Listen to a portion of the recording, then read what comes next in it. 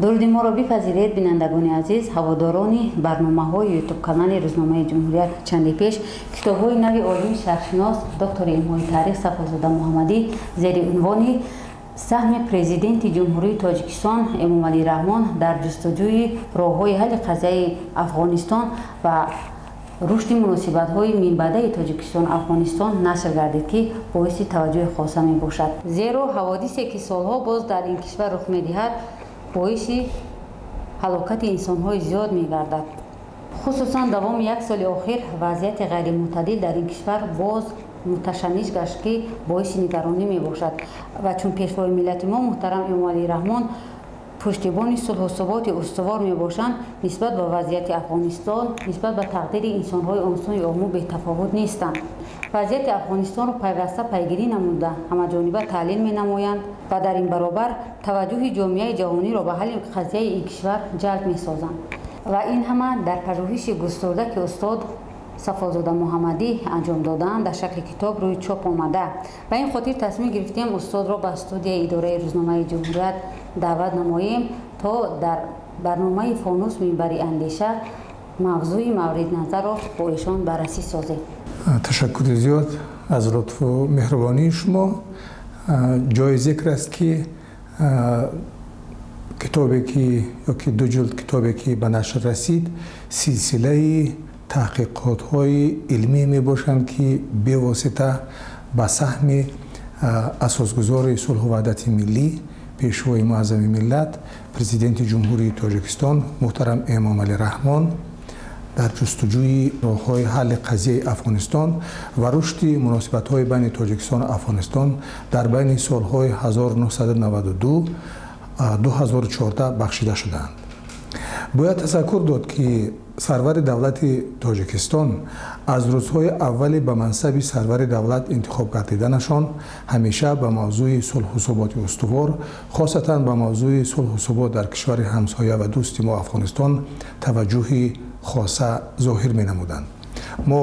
метавонем ба асноди таърихӣ назар биафканем ва мебинем, ки ҳанӯз 12 декабри соли 1992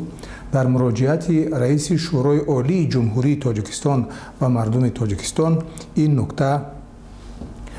дарҷ гардидааст, ки дар сиёсати хориҷии худ ҷумҳурии Тоҷикистон бо тамоми кишварҳои дунё, аз ҷумла бо ҳамсояҳои наздиктаринашон Афғонистон, Покистон, Чин, Эрон ва кишварҳои дигари Осиё ва Африка,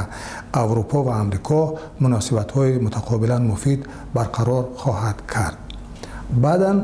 мавзӯи кишвари дӯсти Афғонистон ба мисли мавзӯъҳои хеле ҳам доғи худи Тоҷикистон, ки дар он рӯзҳо ба ҷанги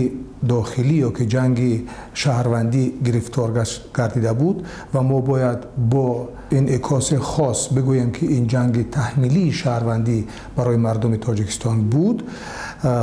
мехостанд ҳарчи зудтар сулҳу субот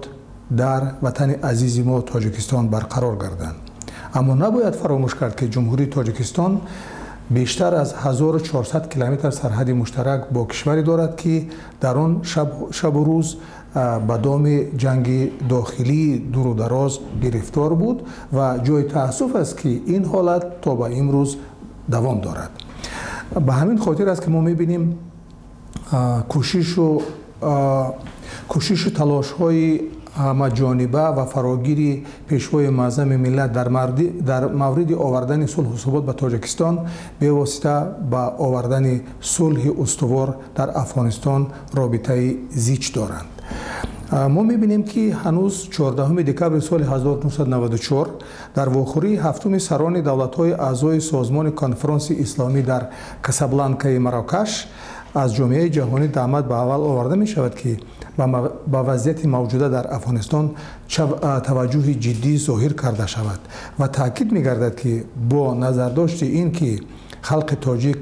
тамоми сангинӣ ва фоҷиаи ҷанги шаҳрвандии таҳмилиро аз сар гузаронидааст, хоҳони ҳалли ҳарчи зудтари қазияи Афғонистон мегарданд. дар ин ҷо чунин зикр карда мешавад, ки мардуми Афғонистон дар ниҳояти кор роҳи дурусти сиёсати дохилиро пеш мегирад ва барои шукуфоии кишвар даст ба кор мешавад.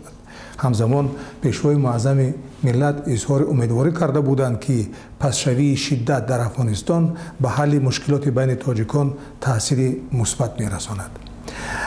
мо наметавонем як нуктаро дар инҷо фаромӯш кунем ки дар соли 1993 замоне ки ҳанӯз ҳам мушкилоти хеле зиёди домангири ҷумҳурии тоҷикистони мо буд, дар афғонистон ҳам мутаассифона сулҳу субот мавҷуд набуд ва сарҳади муштараки байни ду кишвар ба як минтақаи хеле ҳам хатарнок табдил ёфта буд. Ман мехоҳам дар ин росто як мисолро барои шумо ба сифати намуна биёрам ки замоне ки ду кишвар омодагии тамомро барои барқарории равобити дӯстона ва бародаронаи созанда изҳор менамуданд, ҳамон нерӯ ва гурӯҳҳое ки мо метавонем инро бо мушаххас намоем ки нерӯҳои мусаллаҳи оппозитсияи тоҷик ки дар афғонистон ҷой гирифта буданд, тавонистанд дар он ҷо дар бошишгоҳҳое ки аз ҷониби масалан инструкторҳои хориҷӣ дарсҳои низомӣ мегирифтанд, як қисмати тақрибан 100 000 нафар гурезаи тоҷикро боз битавонанд ба корҳои тахрибкорӣ ҷалб намоянд. Дар ҳамон шабу рӯзе ки дар моҳи масалан июл-август дар байни ду кишвар гуфту шунид барои омода намудани сафари сарони кишварҳо сурат мегирифт, гурӯҳҳои силоҳбадасти оппозитсияи тоҷик тавонистанд дар минтақаи қалъаи хунби ҷумҳурии Тоҷикистон 6 нафар сарҳадбононро аз ҳисоби нерӯҳои муштараки оварандаи сулҳ ки аз ҷониби иттиҳоди давлатҳои мустақил дар он ҷо адои хидмат мекарданд ба гаравгон гирифтанд ва онҳоро ба дохили Афғонистон бурданд. Сафари кории пешвои муаззами миллат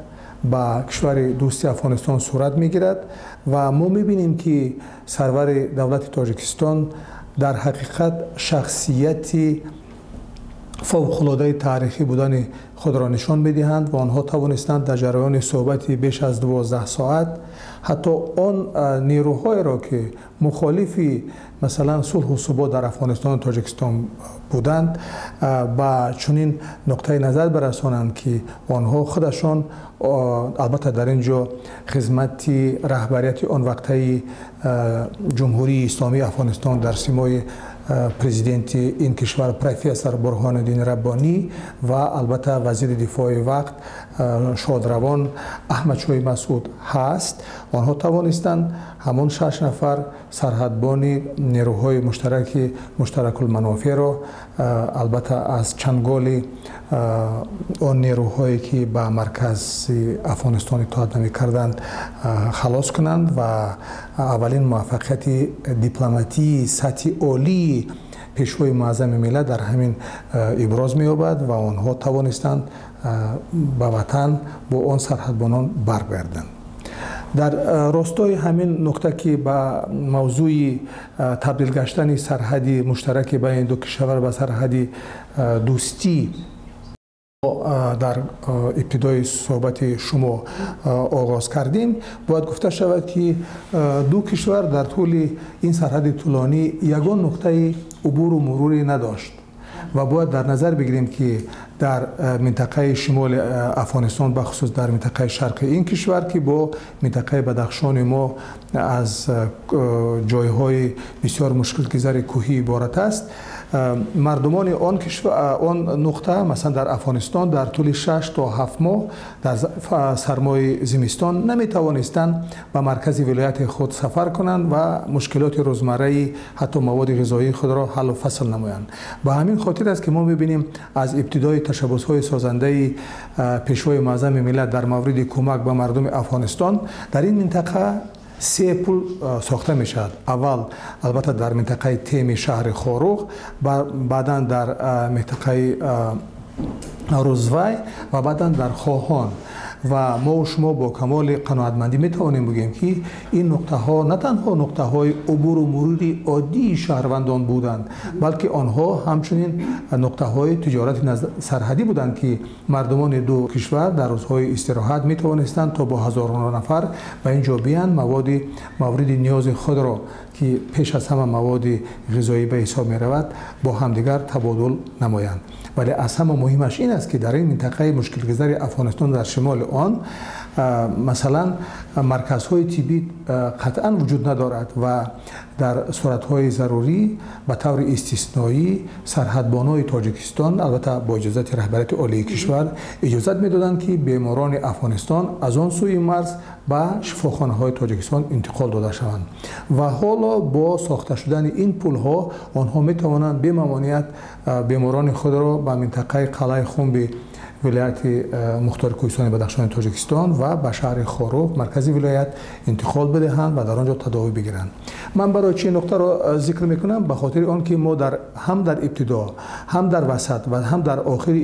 تشبس‌های سازنده پیشوای معظم ملت میبینیم که آنها در برابر آوردن صلح و ثبات تلاش‌های به واسطه پی در پی البته به موضوع گومانیتری و بشری توجه خاص ضایع میکردند که در جریان صحبت ما و شما باز از آنها یاد خواهیم کرد. تشکر استاد. در همین راستا مثلا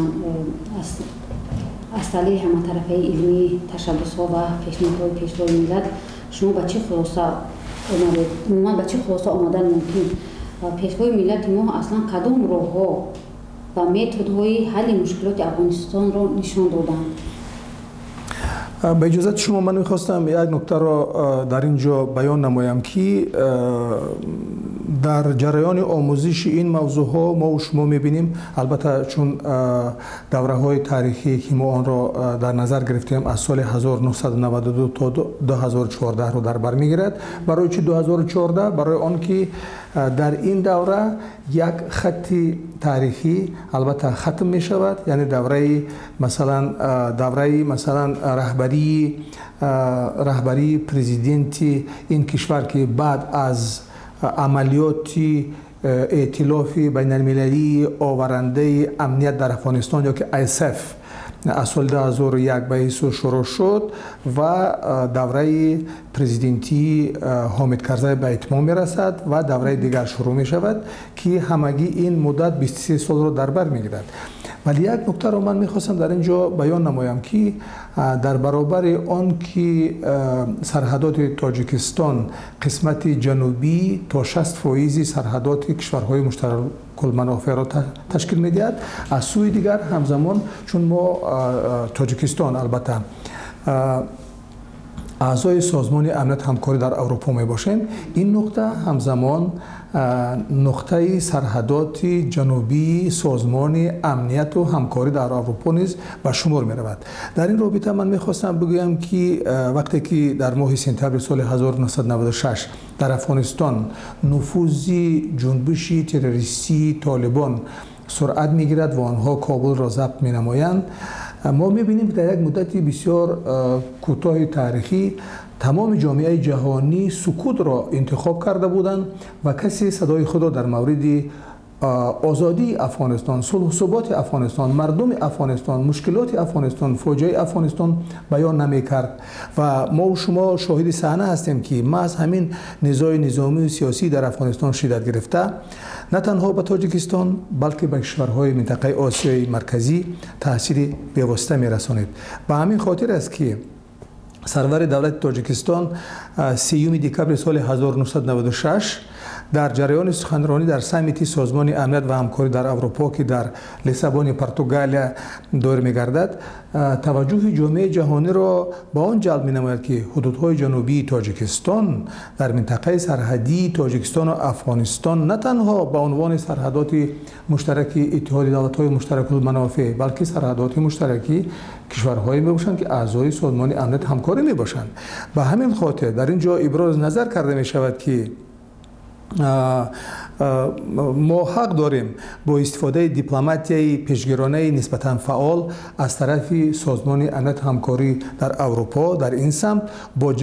جلب دولت‌های بیرون از حدودهای جنوبی آن جایگیر شده برای همکاری امیدوار شویم. همزمان گفته می شود که با نگرانی جدی از وضعیت موجوده افغانستان از جامعه جهانی دعوت به عمل آورده می شود که عزم و تلاش خود را در سمت نائل گردیدن بر رضایت ملی و صلح در این کشور اذیت کشیده تقویت بخشند. ما این افکار سازنده را در رابطه با مسئله افغانستان بعدا نیز در اینجا می‌بینیم و سال 2000 در فروم سازمان همکاری‌های شانگهای در رابطه با آنکه تاجیکستان از تبدیل یافتن افغانستان به منبع تهدید و خطرهای دائمی به امنیت نه تنها منطقه آسیای مرکزی بلکه در مجموع به امنیت جهان نگران است بیان کرده بودند. ما می‌بینیم که در برابر مشکلات داخلی سیاسی و مذهبی یکی از عامل‌های ادامه نزاع در این کشور تبدیل گردیدن افغانستان به مرکز بزرگترین کشت، استحصال، تجارت و قاچاق غیرقانونی مواد مخدر، قاچاق سلاح، خرید و فروش آدمان تبدیل می‌گردد. برای چی ما در اینجا مخصوص از صحبت‌های سطح عالی جناب عالی در نشست و برخاست‌های سطح عالی در موضوع مبارزه با مقابل تروریسم بین المللی و قاچاق مواد مخدر نام میبریم و خاطر آنکه یکی از منبع‌های البته تامین نمودن مالیوی تامینات مالیوی تروریسم بین المللی این البته قاچاق کشت، استحصال، فروش و قاچاق مواد مخدر است. متاسفانه کشور اذیت کشیده افغانستان در طول سالهایی که تا به حال آرامی در آنجا به دست نآمده است و یکی از مرکزهای بزرگترین تولیدات مواد مخدر و قاچاق آن نه تنها به کشورهای منطقه آسیای میانه بلکه به تمام جهان تبدیل گردیده است و در آنجا میتوانیم در این مورد بگوییم که تا هزارها تن مواد گرائین تولید کرده می شود. ما در صحبت‌ها و نشست و برخاست‌هایی که جناب عالی در سطح جهانی از منبرهای سازمان‌های با نفوذ بین المللی بیان کردند می‌بینیم که آنها از جامعه جهانی دعوت به عمل می‌آورند که این سرچشمه این یک از سرچشمه‌های تروریسم بین المللی را جلوگیری کنند. زیرا اگر مواد مخدر را در افغانستان تولید میکنند یکی از واسطه های تبدیل گرداندن مواد مخدر افیون به گرائین این با زبان روسی میگن اکسوس انگیدرید این یکی از همون ترشی های است که هر یک کشور نمیتواند این را تولید کند. قادر به تولید کردن اکسوس انگیدرید کشورهای از نگاه صنعتی پیشرفته دنیا هستند و پس سوال به میان میاد که اگر در آنجا در افغانستان مثلا سرحدات زیر نظارت هست پس توسط کدام راه و واسطه چون یک مواد خطرناک وارد افغانستان میگردد و توسط این مواد ما هزارها تن تولیدات مواد نشع‌آور نوعی گرائین رو در اینجا میبینیم که آن از طریق 4 مسیر جنوب، شمال، غرب و شرق مثلا به جهان تقسیم می شود و خطرناکترین پدیده این است که میلیون ها نفر بخصوص جوانان قربانی من همین پدیده خطرناکی پهن مواد مخدر در جهان می گردند. به همین خاطر است که ما در صحبت ها و در بیانیه های پیشوای معظم ملت از منبرهای با نفوذ سازمان‌های بین المللی توجه جامعه جهانی را جلب نمودنشان و موضوع خطرناکترین زمان معاصر که افغانستان به یکی از کشورهای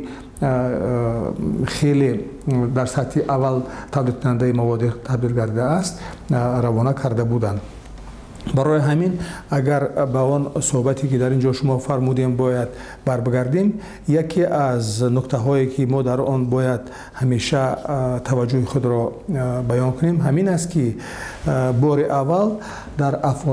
افغانستان شناسی معاصر در اساس جمع‌آوری مواد فراوان عملی تشبس‌های پرزیدنت جمهوری تاجیکستان محترم امامی رحمان آید به تنظیم گره افغانستان تحلیل علمی کرده می شوند.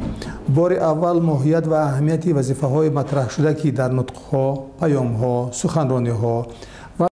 مطبوعاتی سرور دولت تاجیکستان انعکاس یافته بودند و حلشان برای تأمین صلح و ثبات همچنین امنیت نه تنها افغانستان بلکه تمام جامعه جهانی اهمیت کلان دارد نشان داده شدند.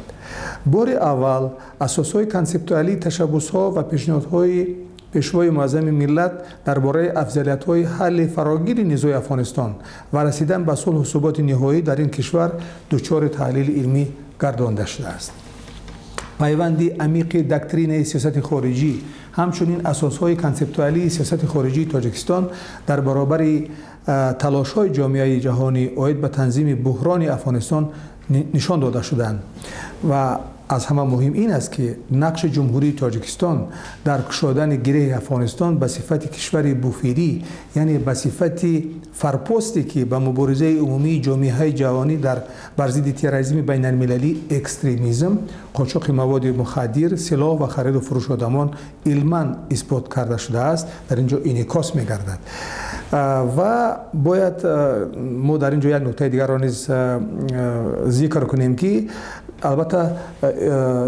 تحقیقات درباره تشبس‌های سازنده پیشوای معظم ملت وابسته به افغانستان ادامه دارند، ولی از همه مهمش این است که در تحقیقات تطبیق یک قطار تدبیرهای عملی از تشبس‌ها و پیشنهادهای بیشمار اظهار نموده پرزیدنت جمهوری تاجیکستان نه تنها برای افغانستان بلکه برای تمام جامعه جهانی اهمیت بنیادی دارند و تشبس‌ها باید به ساختن چون شما در اینجا فرمودین کمربند امنیتی، چهارگانه دوشنبه، تشبس‌های AKT و دیپلمات آب می توانند همچون مثال‌های درخشان خدمت نمایند در اینجا عملا نشان داده شدند. من در این راستا میخوام یک نکته را تذکر بدهم. برای مثال ما میخواهیم بگوییم که جمهوری تاجیکستان عزیز ما از جمله کشورهایی است که در آنجا تقریبا بیش از 67% ذخایر آبی منطقه آسیای میانه وجود دارد و کشور تاجیکستان یکی از تولید کنندگان انرژی سبز یا که نیروی برق سبز نیروی از همه از نگاه اکولوژی تازه و ارزان می باشد. ما و شما شاهد صحنه هستیم که در طول 10 سال 15 سال اخیر برنامه طرح با نام کسه هزار عملی گشته ایستاده است و ما و شما می بینیم که اگر این برنامه عملی گردد و در حال حاضر طرح در بین 3 کشور عملی گشته ایستاده است، این البته در بین تاجیکستان، افغانستان، قرقیزستان و پاکستان. ما و شما می‌بینیم که از این طرح نه تنها تاجیکستان بلکه افغانستان برای ترانزیتی نیروی برق به پاکستان به صدها هزار دلار مفاد خواهد گرفت. برای مثال من میخواهم یک چیز را برای شما مثال بیارم که چون طرح در میان این 3 کشور مدت طولانی است که مورد بررسی ها و عملی گشتن ها قرار دارد، سال 2014 جلسه بانک جهانی در شهر واشنگتن برگزار می‌گردد و در حاشیه همین جلسه 2 نماینده 2 کشور افغانستان و پاکستان در اینجا مشاوری البته پرزیدنت جمهوری اسلامی افغانستان نماینده پاکستان وابسته به مسائل اقتصاد در آنجا یک سند را بین همدیگر امضا می‌کنند که موضوع آن گرفتن مفاد از ترانزیت انتقال برق تاجیکستان به پاکستان از طریق افغانستان است. یعنی ببینید یعنی این گونه طرح‌هایی است که آنها به آینده نگرانده شدند و از آنها تمام کشورهای منطقه میتوانند مفاد داشته باشند. از سوی دیگر همین طرح مثلا کسه هزار میتواند از طریق قسمت غربی افغانستان که در حال حاضر دهها و صدها انشاءات‌های صنعتی آن بیکار خوابیدند بنابر نبودن برق بتوانند مثلا به کشور ایران برق ما را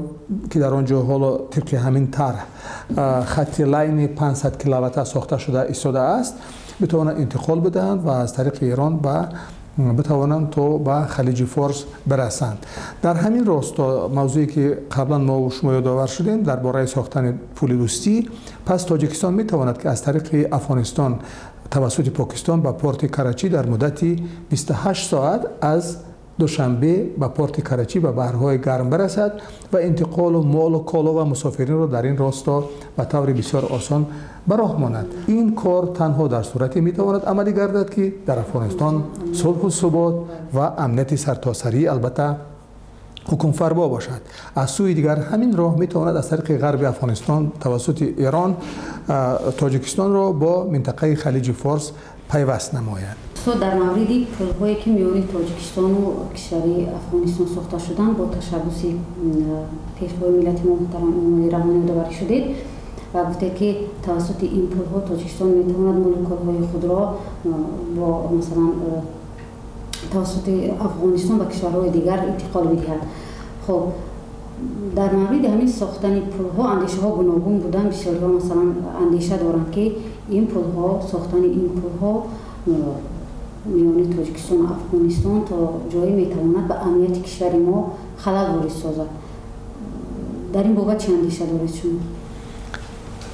باید تذکر داد که آینده کشورها، آینده خلقها،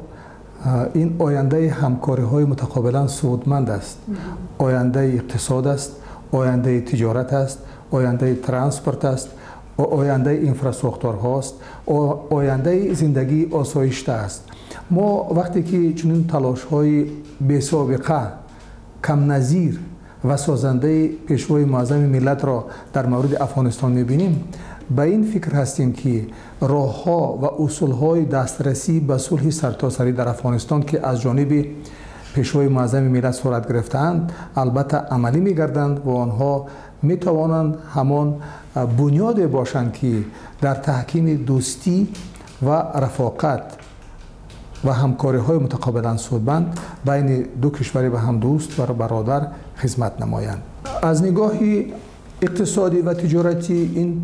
پول ها همیشه پیوندگر دل هستند. ببینید به خاطر تامین امنیت ما و شما برای چی تشبث ها و ابتکارات پیشوای معظم ملت را مورد تحقیقات قرار دادیم؟ به خاطر آنکه باید راه های مختلفی آوردن صلح و ثبات در افغانستان جستجو و عملی کرده شود. با یک کشور، با دو کشور نمیتوان مسئله افغانستان را حل و فصل نمود. در حل و فصل قضیه افغانستان باید جامعه جهانی مشترکاً کمر ببندد. باید جامعه جهانی و کشورهای منفعت دار منطقه آسیای مرکزی، منطقه های شرق نزدیک و میانه باید سهم باشند، سهم داشته باشند و تنها توسط چنین یک تشبث های مشترک ما و شما می توانیم به آینده افغانستان نظر بافکنیم که در آنجا صلح و ثبات می تواند عملی بگردد. به همین خاطر است که پیشوای ملت ما پیوسته به جامعه جهانی مراجعت میکنند تا نسبت به قضیه افغانستان بی تفاوت نباشند. بله. و استاد گفتید که نظام سیاسی در افغانستان شدت گرفته و جنگ‌های دور و دراز در افغانستان نه تنها به تاجیکستان بلکه به کشورهای آسیای مرکزی تاثیر بی‌واسطه میرساند. چی گونه تاثیر اینها؟ ولی ببینید من میخواستم یک نکته که از ما و شما در اینجا باید یادآور شود. تا حوادث 11 سپتامبر سال 2001 اگر شما ببینید موضوع افغانستان همیشه از سوی سرور دولت تاجیکستان از منبرهای بلند سازمان‌های بین المللی یادآور میگشت و آنها همیشه میگفتند که شما به موضوع تروریسم بین المللی باید توجه خاص داشته باشین و شما باید در نظر داشته باشین که افغانستان به ثبات میتواند مرکزی تجمع سازمان‌های تروریستی بین المللی گردد و بالاخره همین طور هم شد. اسامه بن لادن به آنجا آمد، از طرف جنبش طالبان دستگیری یافت و حتی در موضعی که با نام تارابارا مشهور است جایگیر شود و توانست این شخص به تمام جهان تأثیر خطرناک خود را برساند. وقتی که حوادث 11 سپتامبر سال 2011 صورت گرفت، جامعه جهانی کشورهای پیشرفته خود تکان خورد و به چنین خلاصه آمدند که نه تنها کشورهای به مثل افغانستان بلکه کشورهای به مثل امریکا هم از خطر و تهدید تروریسم بین المللی امین نیستند. ببینید این پیشگویی پیشوای معظم ملت در مورد افغانستان بود که شما باید متوجه حوادث و رویدادهای افغانستان باشد که می تواند یک روز نه تنها برای تاجیکستان، برای منطقه آسیای میانه بلکه برای تمام جهان هم خطر جدی را به بار بیارد. به همین خاطر است که ما می‌بینیم از روزهای اول مثلا حوادث 11 سپتامبر سال 2011 محض با تشبث سرور دولت تاجیکستان جلسه اضطراری سران کشورهای آسیای میانه در شهر الماتا صورت گرفت. محض با تشبث سرور دولت تاجیکستان جمهوری تاجیکستان با ائتلاف بین المللی مبارزه علیه تروریسم بین المللی شامل گردید. بر علاوه جمهوری تاجیکستان به حیث یکی از کشورهای منفعتدار صلح و ثبات در افغانستان و ما می‌بینیم که با ابتکارات البته پیشوای معظم ملت پایگاه‌های خود را که فرودگاه‌های خود را و دالان‌های زمینی خود را در اختیار ائتلاف بین‌المللی مبارزه و مقابل تروریسم بین‌المللی قرار داد و آنها می‌بینیم که البته از این عمل پیشوای معظم ملت سپاسگزار می باشند و در صحبت‌های سران کشورها که با جناب عالی صورت گرفته است آنها از این امکاناتی که تاجیکستان برای ائتلاف بین‌المللی ضد تروریستی واگذار نمود اظهار سپاسگزاری نمودند. این خودش یک موضوع علاهیده تحقیقات‌های بعدی علمی می باشد که چگونه تشبث‌های پیشوای معظم ملت در مبارزه با مقابل تروریسم بین المللی توانستند همچون یک موضوع کلیدی حسابیده شوند. اگر اجازت بدهید من یک موضوع را می‌خواهم به شما بگویم زیرا که تحقیقات ما تا سال 14 را در بر می‌گیرد و هنوز سال 2003 و 2004 پیشوای معظم ملت توجهی هم ائتلاف بین المللی و هم خودی افغانستان و جامعه جهانی را به یک موضوع خیلی هم نازک جلب نموده بودند که باید امنیت در افغانستان تنها مربوط کابل و اطراف آن نباشد. من در تحقیقاتم این را دقیقاً آوردم در کجا چگونه به کدام شکل آنها بارها تاکید به عمل آوردند که امنیت باید در سرتاسر افغانستان حکم فرما باشد. به همین خاطر البته توصیه می شود اظهار خواهش می گردد که آنها بتوانند تا گوشه و کنار افغانستان را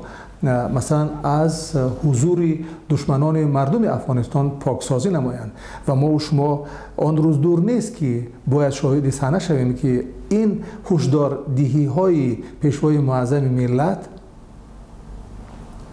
واقعیت بودن خودشان را نشان می‌دهند و آن خطر و آن تهدیدی که در گوشه و کنار افغانستان وجود داشت یک روز میتواند سر بردارد و البته برای افغانستان، برای منطقه و برای جهان در سر جدی را ایجاد نماید. ما این موضوع ها را هم در این کار انعکاس کرده ایم و خواننده محترم میتوانند در آنجا از صحبت ها، از سخنرانی ها، از پیام ها و البته صحبت های مطبوعاتی پیشوای معظم ملت در این مورد و موردهای دیگر که از اهمیت خالی نیستند برخوردار شوند. چون افغانستان و نظام سیاسی این کشور را سالهاست تحقیق میکنید، می‌آموزید به اندیشه شما کدام عامل‌هایی هستند که نمی‌گذارند افغانستان استقرار صلح و سازگاری ملی به دست آورد؟ مثلا 10 سال پیش یا 20 سال پیش افغانستان در وضعیت قرار داشت که منفعتداران آوردن صلح در افغانستان یک مقدار بودند، بعداً مقدار تغییر کرد. حالا ما می‌بینیم که افغانستان حتی بعد از حضور بیش از 14 ساله ائتلاف بین المللی ضد تروریستی سال 2014 نتوانست صلح و ثبات را به این کشور سرازیر نماید. پس ما باید توجه کنیم به آن نکته هایی که پیشوای معظم ملت در مورد افغانستان گفتند.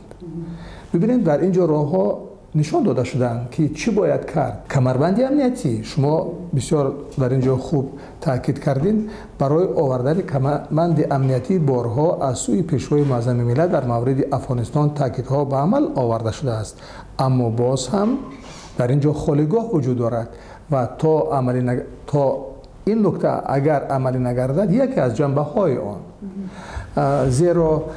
وابسته افغانستان در اینجا بازیگران زیاد داخل این قضیه هستند و این موضوع البته خیلی موضوع مشکل است و افقهای آوردن صلح و ثبات در این کشور در نکات، صحبت‌ها و سخنرانی‌های پیشوای معظم ملت درج گردیدند. از تحقیقاتی که گفته که نزدیک 15 سال انجام داده شما در این موضوع، از همین تحقیقات 15 ساله که داشتید به چی خلاصه آمدید؟ در کتابی که خدمت شما قرار گرفته است ما به چون نتیجه رسیدیم که در زمان مرکب تاریخ نوین جمهوری تاجیکستان، دوره جنگ تحمیلی شهروندی از طرف سرور دولت امام علی رحمان، اصولها و اساسهای کنسپتوالی سیاست خارجی جمهوری تاجیکستان تشکل می‌یابند.